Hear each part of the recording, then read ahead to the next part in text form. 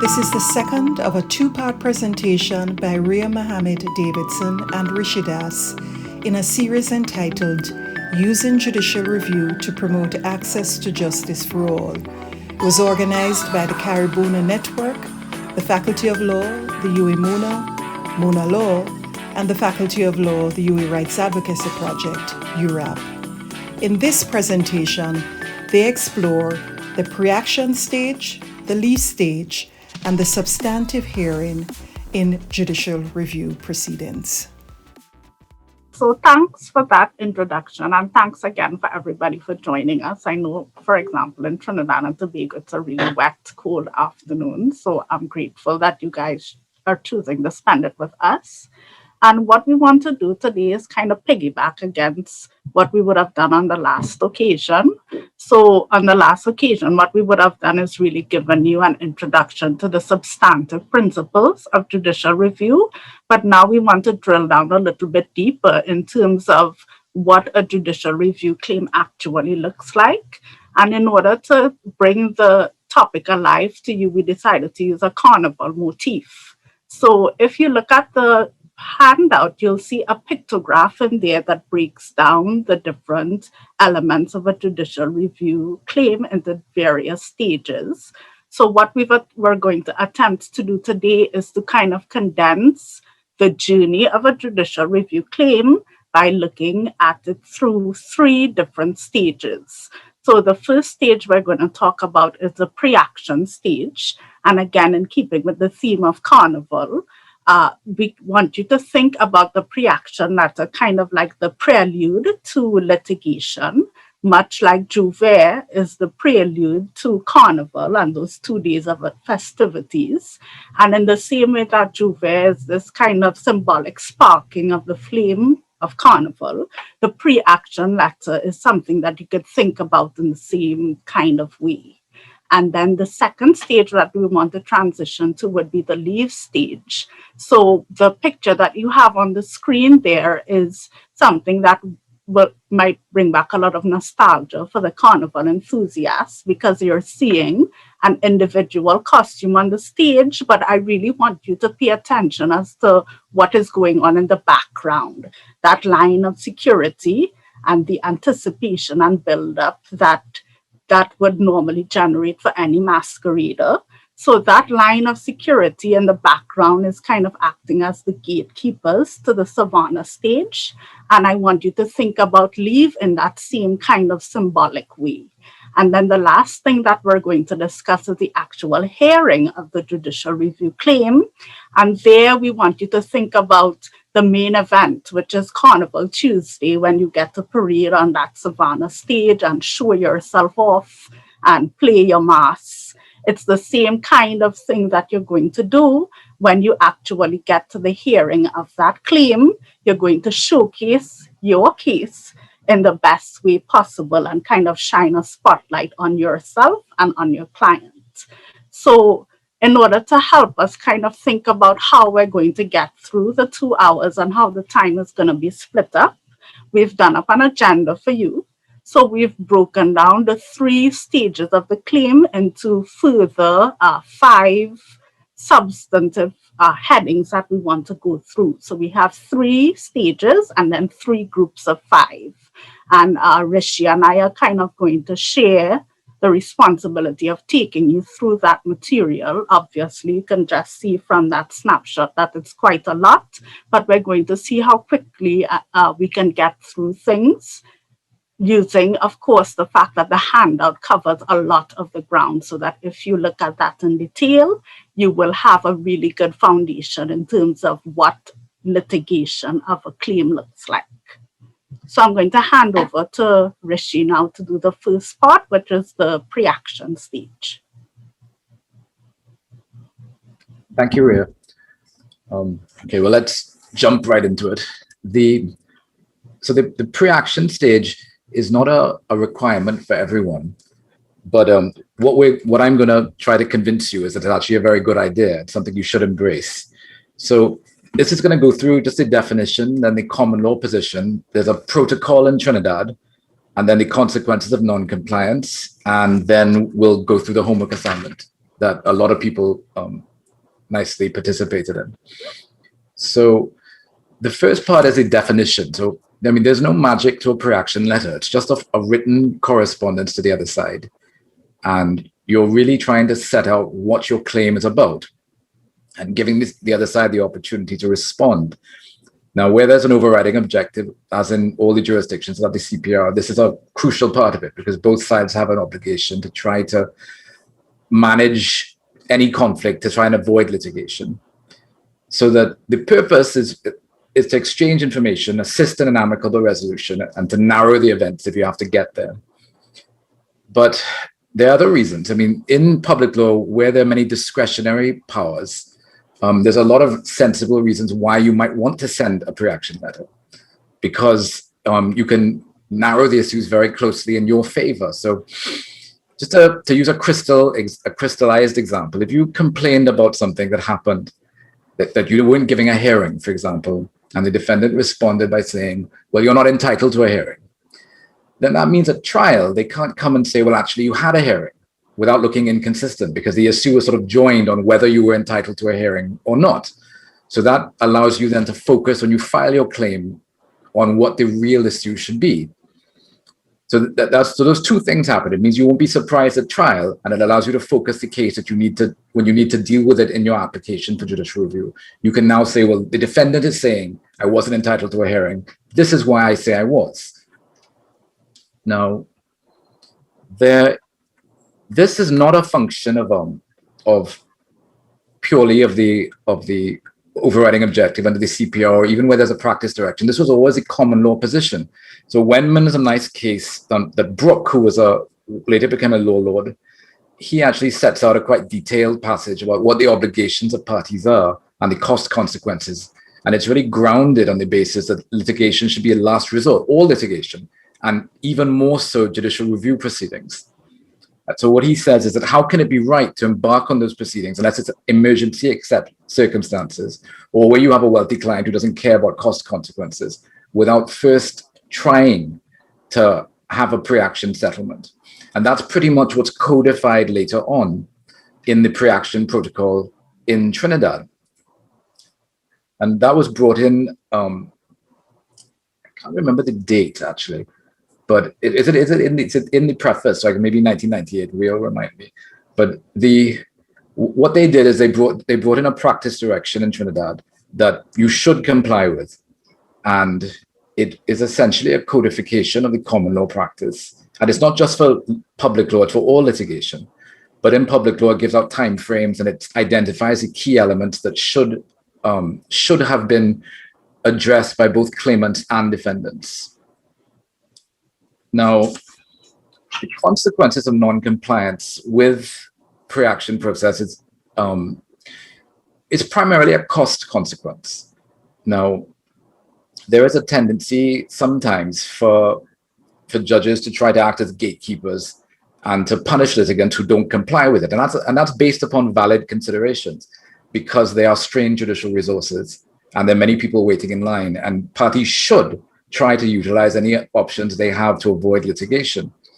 But of course, that has to be balanced with the fact that access to justice is a fundamental right, which underpins the separation of powers, so that it's difficult to throw somebody out of court proportionately, merely because they didn't comply with a pre-action process. So that's actually what's illustrated by Sanchez, which is a case where no pre-action letter was issued. The state didn't take the point, but the judge was quite critical, describing it as a festering wound, and he dismissed the claim. But on appeal, what the Court of Appeal did is they said, well, it wasn't a proportionate response.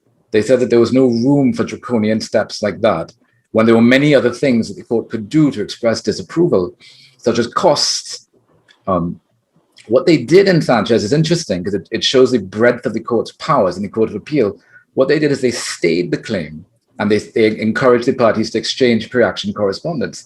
Now, that's very much in the claimant's interest, because it means that he's getting the benefit of the state's response with no cost consequence. He's got to stay. He's not actually expending further costs. So it actually was a helpful approach, but he wasn't prejudiced because his claim wasn't dismissed. And what that means is that after you get that response, is that you could decide whether you need to amend or you need to focus your case differently. And that's the benefit of using the pre-action process. Now, the essential elements, even if they're not set out in a pre-action protocol, are pretty simple. You want to identify all the key elements of the claim. So it means you have to identify your client, identify their locus, whether they're personally affected, whether it's a public interest claim. You want to identify with some specificity your decision maker. You want to identify which decision and when it was taken. And then you want to set out your grounds and your relief. You also want to deal with things like other discretionary bars. Like if you say if there's a potential alternative remedy and you're saying it's not efficacious, you might want to deal with that. If there's a questionable issue with time, you might want to deal with that. And you can also ask for disclosure. If there's a document that you say was not afforded to you, you can also ask for that. I think now we could transition to leave. And as I said, I want you to think about that line of security in the back and the function that they play in the context of Carnival, and apply that to what we are going to explain to you about how leave works. Okay, so the leave stage is where we're going to define it, and then we'll deal with the things that arise on leave, like delay, alternative remedy, rolled up hearings, and post-leave conduct.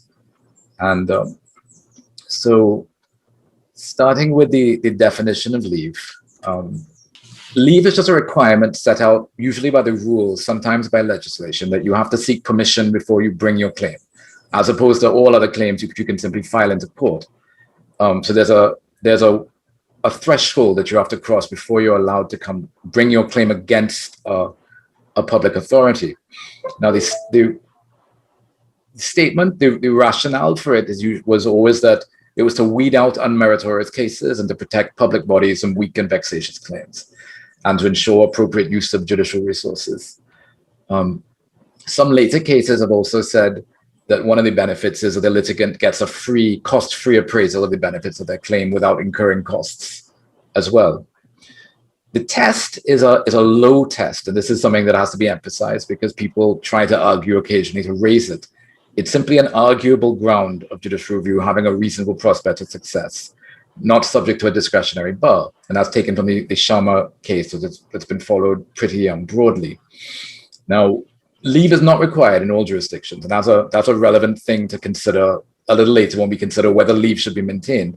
It is not required in Barbados or Guyana, but in other jurisdictions where it is required, it can sometimes become quite a contentious thing. So the procedure is, under the rules, is simply to file an application. So generally, you don't issue a fixed date claim form. You have an application, and only when you get leave do you issue a fixed date claim form. And you can make the application ex parte, and it can be heard on the papers, which means the judge will decide it in chambers without a hearing, or the court can direct that the application be served on the defendant. Now, different practices arise. If there are interim orders that have to be made, then the best practice is generally that the defendant should be heard. And the test for that would be the test in any interim injunction. Only if it was so urgent that you could justify ex parte relief would you not serve. But in most cases, you would be expected to serve to let them be heard. If there's no interim order and it's simply leave, generally the defendant should not routinely be called because it is supposed to be an ex parte hearing. And that simply serves to make it more contentious and to incur more costs. Also, one of the things that can be done is that the judge, if the judge has a concern about a particular thing like delay or alternative remedy, the judge can reserve that issue to the full hearing. So if you're at a leave hearing and the judge is saying, Mr. Das, I'm really concerned about delay, you can say, fine, grant leave, reserve the question of delay for the full hearing, and let's go forward if you think everything else is fine. So that way you avoid, the judge doesn't commit himself to the issue of delay, and everybody can go forward. And that's a sensible, practical approach to moving forward. If they do serve the defendant, or if the defendant comes, then it will become a contested hearing, in which case they may or may not want to be heard. And that becomes a sort of a question of case management. And I think that's the experience that I think that Godfrey Smith will talk about. So what we wanted to remind you guys of is the first session that we had where Godfrey Smith and Professor Viaggio would have been present, because we would have kind of gotten into a discussion about leave and its utility. And Godfrey Smith's QC would have made the point that leave can really turn into like a full-blown context. So what we wanted to do is invite John to give us the Jamaican perspective on leave, because one of the questions that we want you guys to think about, because remember, our aim is always to tell you what the law is as well as what it could be, is whether leave really helps anyone or is it a hindrance, and therefore can we make the case that we should move away from it. And I think that John is going to do a pretty good job of explaining to us how leave operates in the context of Jamaica. So now what we're looking at today is whether or not the impact of the leave requirement and how it is utilized currently can cause an undesired effect that can force poor litigants out of the system. The leave requirement was originally intended to filter out hopeless cases. That is well documented in common law and well accepted. The leave requirement itself predated the civil procedure rule, but many of our civil procedure rules, including the Jamaican civil procedure rule, establishes and accept those positions that they need leave. Now, the civil procedure rule also have a procedure whereby the leave stage can be considered on paper. Now, by considering it on paper, what the requirements actually is pursuant to the civil procedure rule is that, in fact, majority, if not all of the leave applications should be heard first by a single judge and heard forthwith. And when the judge decides that they're going to have an issue, as in they won't grant leave, that's the only time there is an oral hearing. In practice, that is not the case. But in almost every single application we do for leave, it was never heard by a single judge. There's no single judge's decision. And as such, what really happened is that you file the application for leave, file affidavit in support, you go for the first hearing. At the first hearing, the court will indicate that, well, we'll need some time to read the affidavits, and the government will indicate that they needed some time to take instructions. It's difficult to get instructions. And then that first hearing is adjourned, and that first hearing of the application itself for leave is adjourned for another hearing, and invariably to at least 3 hearings before the leave application itself is even heard. And when the leave application is heard, the hearing of the leave application itself becomes like a dress rehearsal for the administrative leave process itself. And the concern I have is that what is supposed to be a simple process to weed out the hopeless cases has become a process by which the government gets a second bite or third bite at the cherry. But at the first stage with the leave requirement, the government gets an opportunity to hear what the person is saying, and at that stage, they can object. And if the objection fails at the first hearing, they can, after the claim form is filed, again seek to strike out the claim form. And in fact, that occurred in a matter, a Jamaican case, Millicent Forbes and the DPP. Millicent Forbes is a case where her family was killed by police officers, and the DPP did not want to prosecute those officers, and she wanted a judicial review of the decision not to prosecute. Now, she got leave at one stage, and after she got leave, then she was met with an application by the DPP's office for her claim form to be struck out.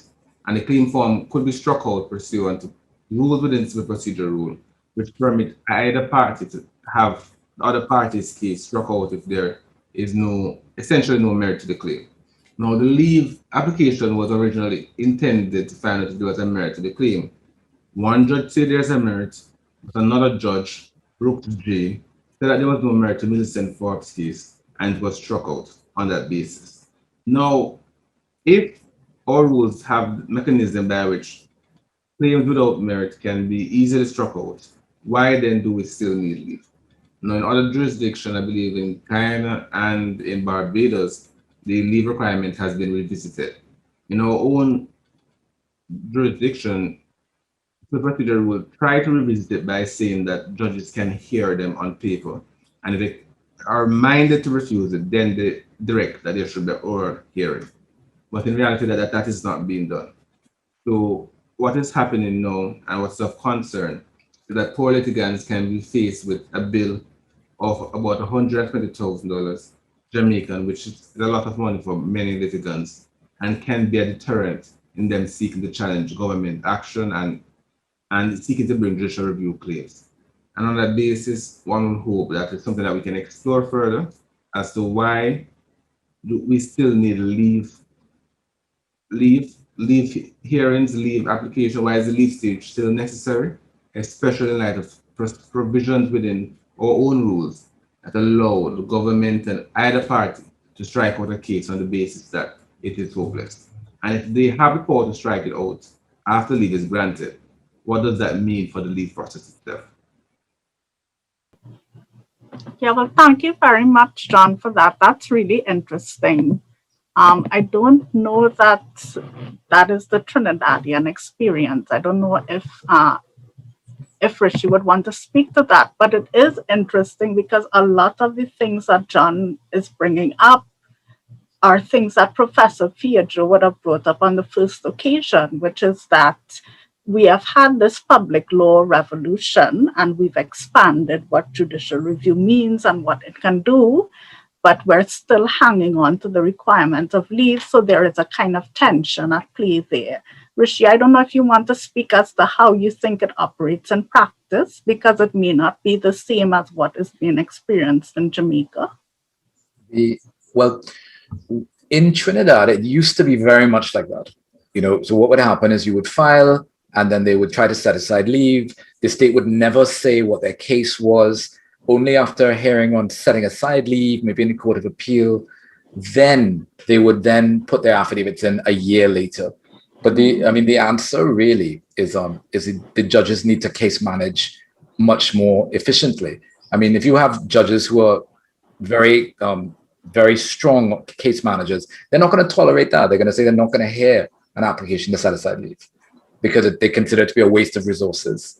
Put in evidence, have a ruled up hearing if you have a problem with it, or simply don't allow it, or amend, so that you can avoid that sort of really parasitic litigation that doesn't really further the overriding objective. Because it's not, if at the end of a contested hearing, a full contested hearing, the judge rules one way or the other and it has to go to the Court of Appeal, it means that the case is no closer to being resolved.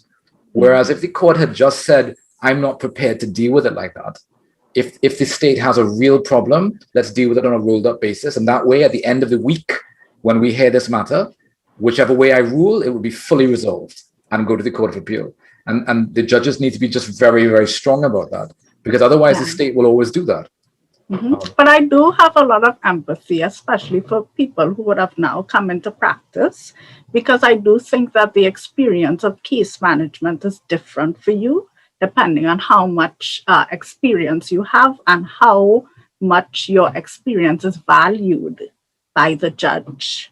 Yes. So your experience with case management and mine and someone who just got called to the bar, it won't be the same. But I do take your point that I think that a lot of the difficulty that's being experienced could be, kind of mitigated by having judges who understand the wide case management powers that they have. But I do still think that there is a debate that we can have about what is the continued utility of leave.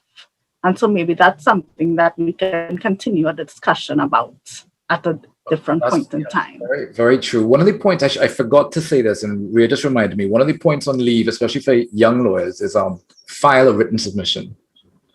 Mm-hmm. Really helpful to do. You might think it's very basic. I've worked with very senior counsel, with who you would think would never do something like this, and they always insist on it, and they always say there can be no dispute about what we say if it is in a written submission. If we have to go to the Court of Appeal, no one can say we didn't raise this argument. Mm-hmm. So and when you're a younger lawyer, and it's much harder to be heard in court, especially with a strong or aggressive judge, you can simply say I rely on my written submission, right?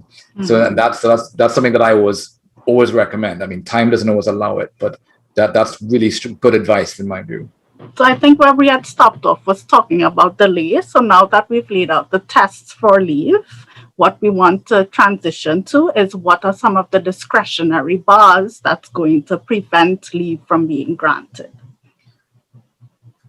So, okay, so the starting point is to remember that these are not jurisdictional bars; they are discretionary bars. So it means that the court always has a discretion. So, and this is important because sometimes the state comes or the judge comes and treats it as this is an unanswerable point, but it always has to be viewed in context. In delay, for delay, there's different time frames. So there's 3 months in Belize, Jamaica, Trinidad. There's 6 months in the Bahamas. And promptness or promptitude has to be contextual. So in cases in which there's substantial third-party impact, challenges to schools, challenges to grants of licenses. In Mauritius, it was a challenge to severance payments to large numbers of employees. In those kinds of cases, it's clear that parties will be required to proceed with greater than ordinary expedition, which means that even within the 3 months, you can be found to be out of time. And so that's something to bear in mind, that it's not an absolute right. The Public Authorities Protection Act.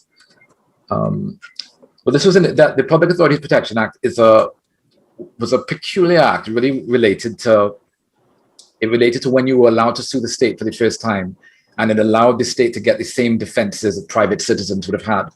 And what the courts have pretty much consistently said is it has no application really to judicial review or constitutional proceedings, which are not proceedings akin to proceedings between citizens that are now available against the state. They are sui generis proceedings that were only ever available against the state. So that's not really a basis to read down or to adjust the time frame.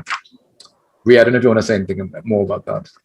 Yeah, and the reason why we would have included that is because I get the sense that that is an issue that is still germinating in the OECS. So for those participants who are from that jurisdiction, Dominica in particular, I believe, we would want to draw this body of jurisprudence to your attention so that if this kind of point is taken, you can argue to the contrary quite easily, because there is a whole body of jurisprudence suggesting that the application of that act cannot affect judicial review in any way. And therefore, the notice requirement contained in some of that legislation, as well as the time bar for bringing proceedings, cannot operate to shut out judicial review proceedings, which again goes back to the peculiar type of proceeding that the judicial review claim is, and its broader impact in terms of rule of law and access to justice and those types of considerations. Okay, so because of the discretionary time bar, how you calculate time is very important, and that's why it's important to very clearly identify which decision you're challenging, because that's going to give you the date. And that's going to identify whether you need to ask for an extension of time or whether you've been prompt. So in Fullwood, what happened is that the applicant got notice by registered mail in August, but he was overseas. When he returned to Jamaica in January 29th, so almost 6 months later, he then gets personal service. And then he brings his judicial review on the basis of the personal service, but not the registered mail service. And the court found that the application wasn't made promptly, but crucially, they found that time began to run in May when the registered mail letter was sent.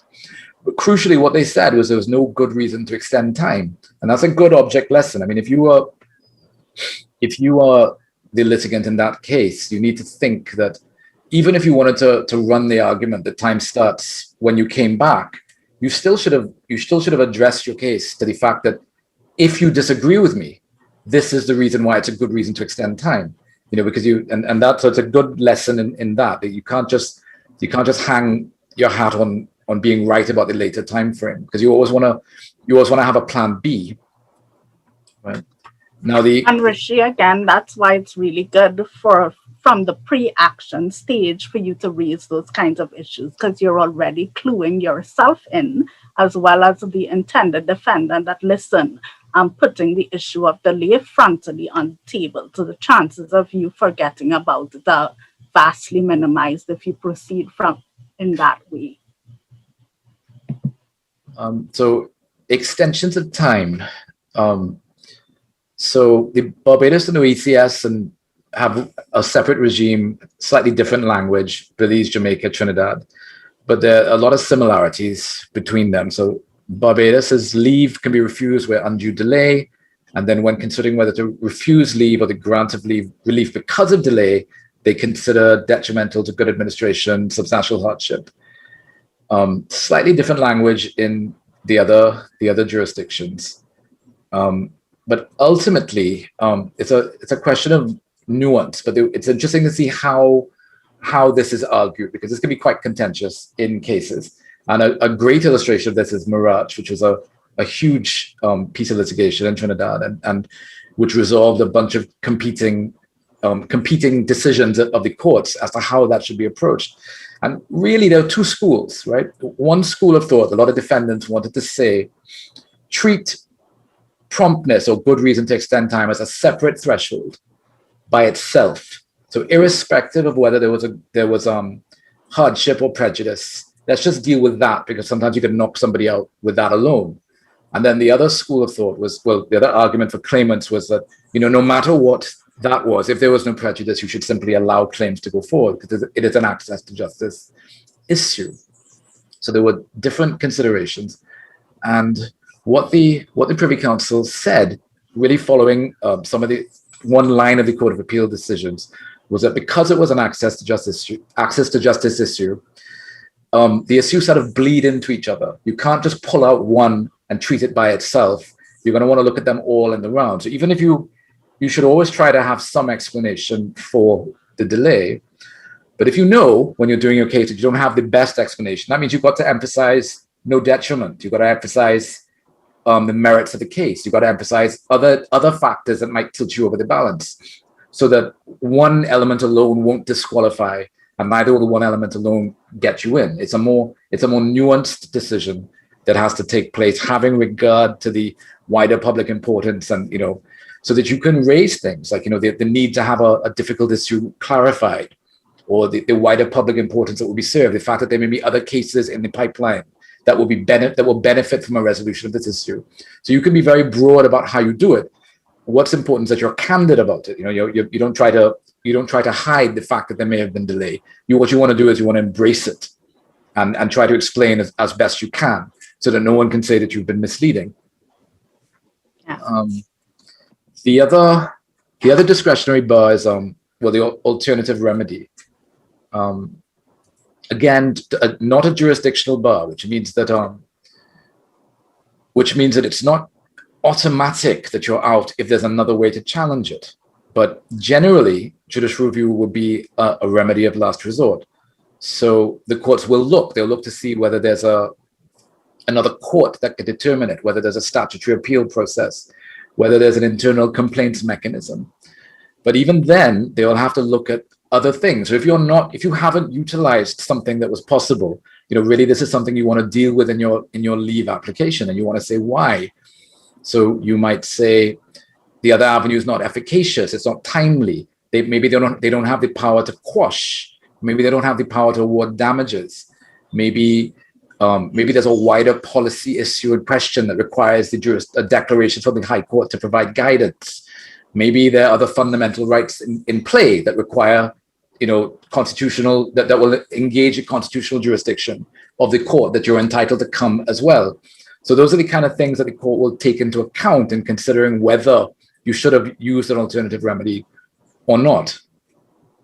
Again, this is a nettle you have to grasp, especially, if, God forbid, you've missed it and it's raised by the respondent, then you have to deal with it in response. But best practice is for you to deal with it in your claim, in your application, so that no one accuses you of non-disclosure. Now, these are some of the examples. Rhea, are you going to deal with these? Yeah, so what we kind of wanted to do is give you real-life examples of how some of these alternative remedies play out. So the first type of remedy you have is a legal claim. So if you're able to ventilate your complaints through a different type of claim, then you probably will not be successful in your judicial review application. And we would have mentioned Pinnock and Reed being the 2.0 version of Sharma. So there you have people utilizing judicial review, not really to further the ends of justice, but more as a strategic kind of tactic to overcome some of the problems that they're having in their criminal trial. And the Court of Appeal of Jamaica coming out very strongly and saying, we're not going to allow you to utilize judicial review in that way.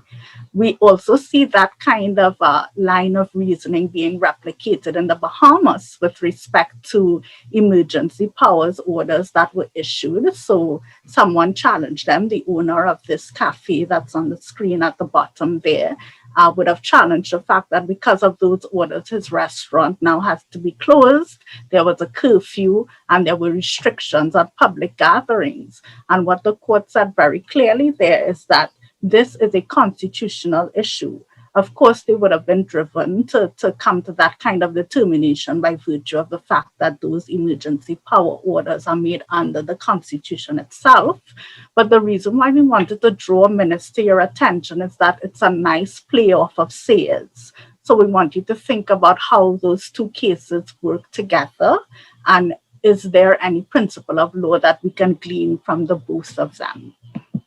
The second type of alternative remedy is a complaints mechanism. So again, we see courts saying very, very clearly, if there is another way for you to resolve that dispute, you should take that other way. And I think that sometimes instinctively as attorneys, we want to go to court. We don't necessarily want to engage in some of the other alternative or internal dispute resolution mechanisms, but the great value in looking very closely at whether a decision could be challenged through a complaint mechanism is that you're going to get a review on the merits. Because remember, judicial review is substantially about procedure. I mean, you get into merits tangentially, but it's not going to give you the kind of zeroing in that you will have, for example, in Cotello, where Justice Sykes told Ms. Cotello, I understand that you have an issue here about what is the identity of the internal and external examiners who would have looked at your PhD thesis. I understand that that is an issue that is bothering you. In fact, Justice Sykes would have granted her ex parte leave, but then when the application became inter partes, which again is what John is telling us, the leave would have been revoked on the basis that it would be better for Ms. Cotello to go to the university's visitor, which is an internal dispute resolution mechanism, as opposed to coming to the court. And we see that same kind of line of reasoning playing out in Simon, where you have prisoners who are held in remand at Golden Grove being very concerned about whether the prison is making sufficient arrangements to ensure that COVID-19 doesn't spread in those very close quarters. And the court is saying, well, listen, out of fairness to the prison authorities, and because they have the power to manage the prisons themselves, go use the internal complaints procedures in the prison rules and see how that pans out, as opposed to rushing to litigation, which again, I think is something that lawyers tend to want to do. And just to circle back to the point that Rishi is making about the alternative remedy being an effective one, I think that Peter is a really good illustration of that, because what you see happening there is Mr. Peter actually takes steps in order to have the Comptroller of Customs hear his case. And the Comptroller in response says to him, well, yes, I got your notice, but I don't have to deal with that right now because the Act gives me a 3-year window to deal with the issue. And because of that kind of response, and of course, because Peter's engaged the Comptroller of Customs before going to court, you see him being able to mount a very convincing argument before Justice Stevenson saying, listen, this is an abuse of process. And even though there is a remedy under the Customs Act, I should not be required to go through that because I've done everything that I can in order to get my dispute resolved in that way.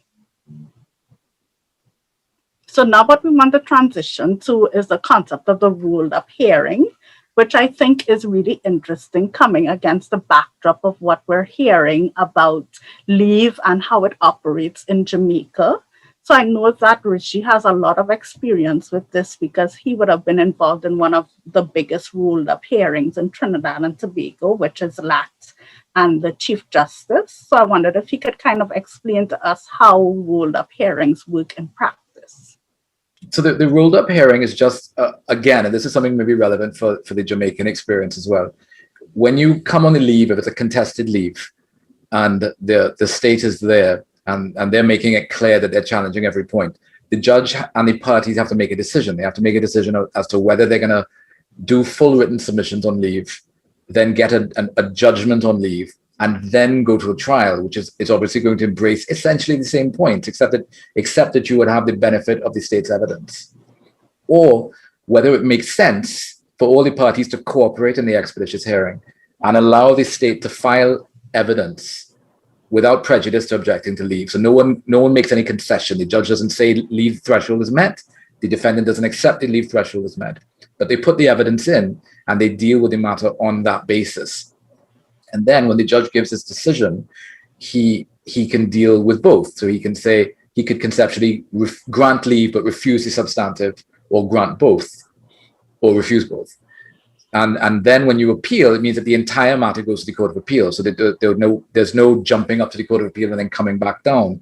So it can save a lot of time. It's not always possible that there's going to be cross-examination or disclosure or those kinds of things. Sometimes parties may not want to do it.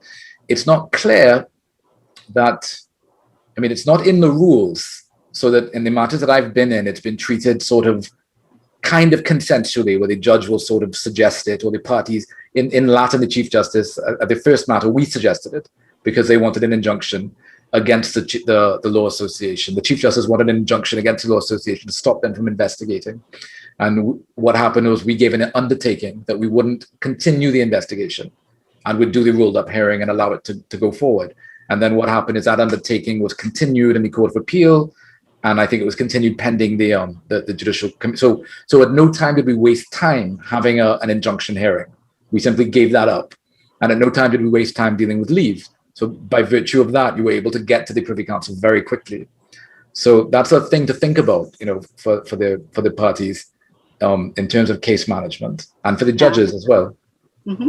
And just to take the bait about the routine, the reason why we put it on the slide is not to plant the idea in your mind as to what you're going to have for dinner after this, but it's really to zero in on the fact that all kinds of talkery, which is what is inside of that routine, can't be ruled up.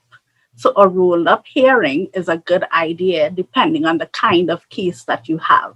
Just like a ruled up routine only works if you have Dalbury routine as opposed to bus up shot, because we don't want you to all run to the courts now and say, well, I did this judicial review training with Mr. Das and he said, let's do a ruled up hearing. You really have to be strategic and think about whether it's going to work in this particular case that you have to do. But it is an option that you can suggest to the judge, because most of the times the idea of ruling things up comes via a suggestion from counsel involved in the matter. Okay, so post leave, the rules typically say that leave is going to be is often conditional upon certain things, which is that you file and serve, you issue the claim form within 14 days, and then you file and serve, and then they sometimes they may give directions for the state to give evidence, but more likely they will that direction will be given at the first case management when the state comes back. Even though there's a sometimes the rules permit a time frame automatically, and in practice I find the judges usually deal with it at the first case management. It's an interesting question about whether the documents that you filed are reused, or whether you file new affidavits. Again, sometimes if they're very extensive affidavits, you sometimes ask for an order that you can rely upon the same affidavits for leave going forward. So that depends upon the language of the rule, but in a big matter it can be very expensive. Yeah. Because the strict rule is that affidavits must be filed after the claim form is issued, because that's the originating process. But the judge can vary that rule to allow you to rely on the affidavits filed before. But you have to be very strategic and think about if you want to proceed in that way, because I'll never forget what somebody told me when I first started to practice law, evidence wins cases. So you have to pay really, really close attention to what is in that affidavit, and do you want to be stuck with it, not just for the high court level, but all throughout, because the higher and higher that you go, your ability to change that evidential foundation is really, really narrowed. Yeah, that's good advice. But and you can add to it, right? Even if you use the same affidavit, you can always supplement it. So what we kind of want to transition you to now is the last phase of the presentation, which is the hearing. And again, in keeping with Carnival, which is very topical, especially in Trinidad and Tobago right now, we want you to think about Carnival Tuesday and that kind of euphoria and the build-up, but also the little bit of the theater and the drama, because all of that is part and parcel of litigation. It's not always as cut and dry as sometimes we make it seem in law school. So you could have that idea at the back of your mind as we take you through what are the different things that we want you to remember and to focus in on when you're actually at the stage now where you've done your pre-action letter, you've gotten leave, and now you're going to cross the Savannah stage with this case and with your client.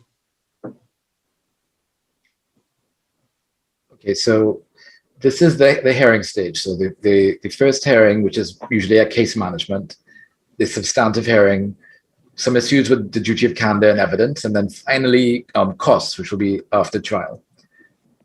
So at the first hearing, so at this time you will have issued your claim form, you'll have served the defendant, you will have served interested parties you might have identified. And the judge at that point is gonna usually want to identify issues or pick out the troublesome elements in the matter so we can control how the case is going to progress. He's going to try to encourage the parties to work together to achieve that. So the general orders are going to be affidavits, setting trial dates, giving written submission directions, which is standard in my experience. There are also things that you'll have to think about, like dealing with interveners or interested parties. Now, all the rules and natural justice allows people who are affected the facility of applying to be heard. But the question is how and why and to what extent. So if there are interveners, you have to decide early o'clock, well, whether they're going to be heard or not, or whether you're going to object. If they are going to be heard, how are they going to be heard? Are they going to file evidence, or are they going to file evidence and make submission? Are they going to do written submissions and oral submissions, which is going to extend the time of the trial? So those are the kinds of things that you'll have to think about. You'll also have to think about the number of interveners, because if there are many, then the question of justification will become stronger, because you don't want people just repeating and increasing the cost of the litigation. The other thing that the court will think about is interlocutory applications. It can be striking out of evidence for hearsay, things like that. There may be disclosure applications. There might be a need to amend after the state's evidence comes in, because you have a duty to reconsider your case at every stage. So you might have to abandon or add a ground. So those are all the things that will typically be done at that first hearing. Or even if you don't amend at that stage, you might flag it, that this may arise depending upon what the state does when their affidavit evidence comes in. At the substantive hearing, so the burden of proof, again, is on the claimant. There may be shifting burdens in certain cases where you've raised the threshold, but generally, it's going to be you. And the court is going to be concerned to look at your grounds and whether you've established them. The cross-examination can be permitted. It's usually going to have to be done before trial. It's not usually done at the trial. It's usually done a little bit before, in my experience, even though sometimes it's done at the hearing. But because of the fact that you may want to adjust your submissions depending upon the evidence, they typically do it a little bit before to allow you to some time to deal with the evidence. Very rarely is judicial review done on oral without written submissions. Most of it's usually done in legal argument. Now I find some judges don't even want to hear you at trial. They just want to deal with the written submissions, but that's not the wider practice. And then the interested parties, you have to decide how they're going to be heard, if they're going to be heard. And that's just really a practical decision for case management. If there's an intervener supporting the claimant, typically they'll be heard after the claimant and before the defendant, so the defendant can respond to all of them. If, on the other hand, you have an intervener who's supporting the defendant, typically they'll be heard after the defendant or maybe also before them, but giving the claimant the time to respond to them. So the court will make an assessment depending on their submissions to see where sensibly they can be heard, so that the parties who are affected primarily are not deprived of the chance to respond to whatever arguments or evidence that they make.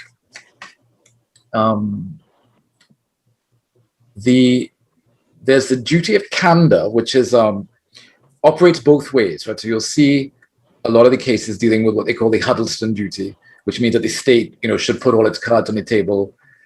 But it's important to note that that doesn't reverse the burden of proof, even though you can draw an adverse inference sometimes. But also, you as the applicant, the claimant, has a duty of candor as well. You have a duty to not be guilty of non-disclosure. You're supposed to put everything that may be for or against you before the court.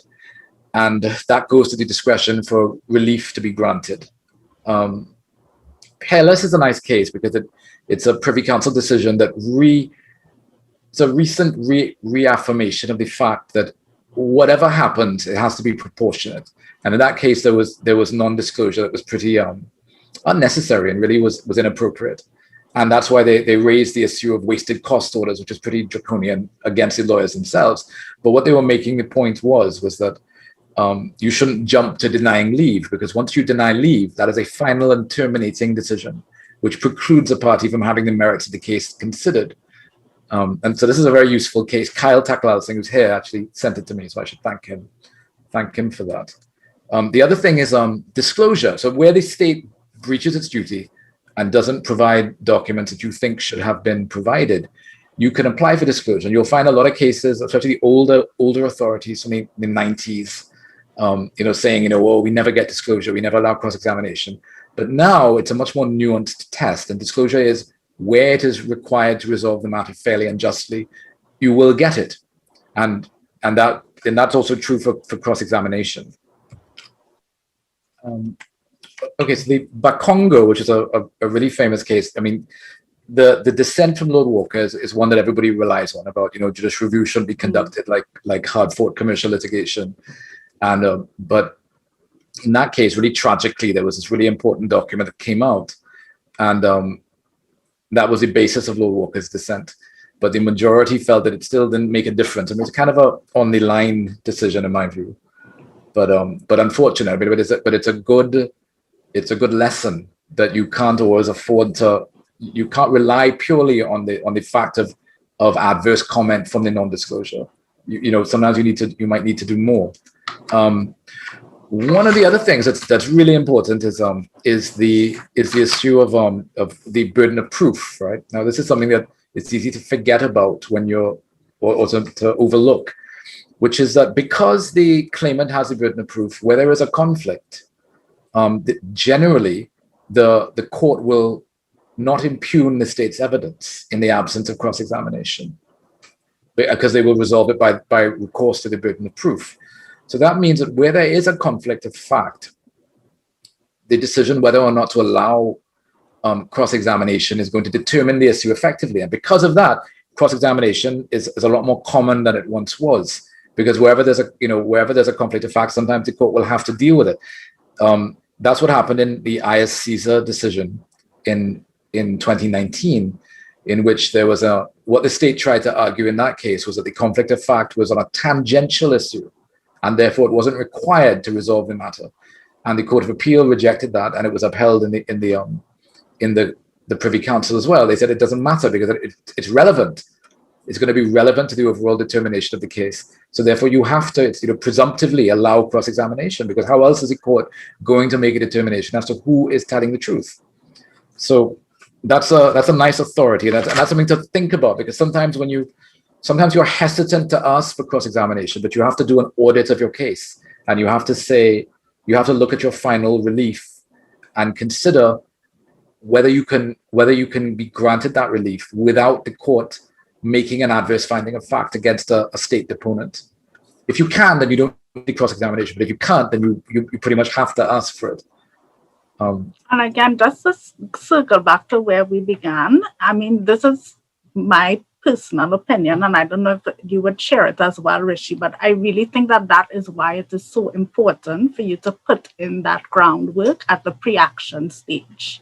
Because if you prepare really well from then, the chances of you missing things or of you not planning out a really good litigation strategy is going to be, you know, very, very minimal, because you have a perfect idea of what your case is, what you need to prove, what documents you need to get, who is the decision maker. If this comes up, how am I going to handle it? And the only way that you're going to get that kind of broad type of survey of your case is if you spend the time really honing in on the pre-action letter, because it's not just the way that I see it. And in my practice, the pre-action letter doesn't just help the defendant to know what the case is about, but it helps me a lot as well.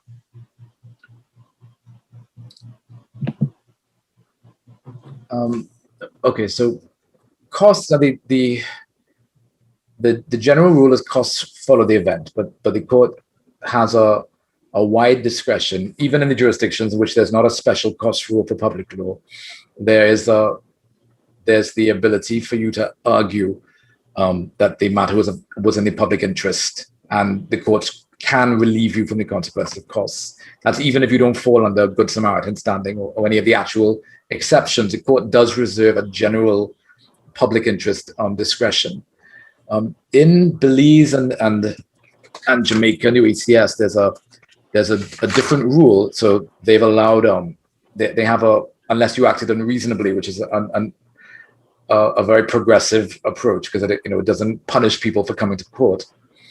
And the only similar rule in Ghana and Trinidad is the Good Samaritan standing, where you apply on behalf of somebody who is a vulnerable party, by reason of their age or other, their employment, etc., who can't afford to bring the litigation.